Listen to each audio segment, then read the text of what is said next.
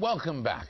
In the coming year, the world will be watching China as it prepares to host the 2008 Olympic Games in Beijing. But as this emerging superpower comes under the spotlight of the world's media, there will be growing calls from the international community for it to play a role in foreign affairs that is befitting of its new status. Well, joining me right now from the Chinese Ministry of Foreign Affairs is Ambassador Liu Guijin. Yes, thank you.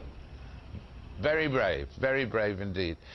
Just lots to talk about, but how do you in fact think that the Olympics, in a general way, will affect the way in which China is seen in the rest of the world? Do you think it's going to be a year that changes the image of China?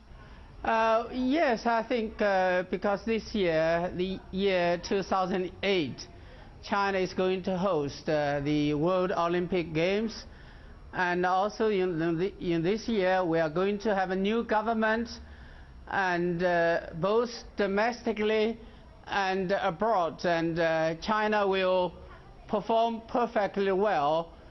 Just now you mentioned that the rise of the price of oil that will affect the economy of China, but since China can produce over 90% of the energy we need, so that influence might be limited, and the economy here in China will also develop in a faster speed.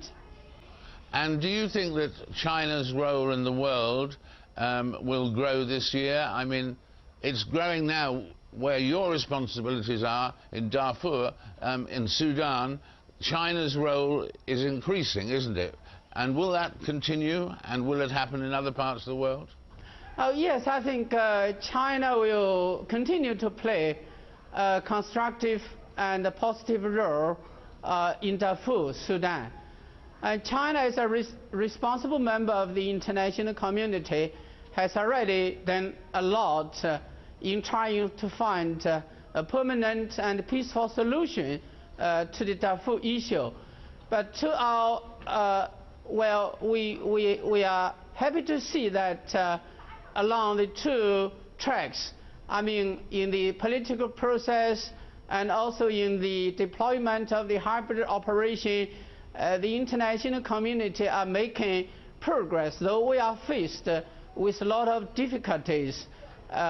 Because as you know that up to now the major resistance movements in Darfur still refuse to come over to the negotiating tables with the government. And on the deployment of the hybrid forces in Darfur, and there are still some technical problems need the international community to work together to overcome that.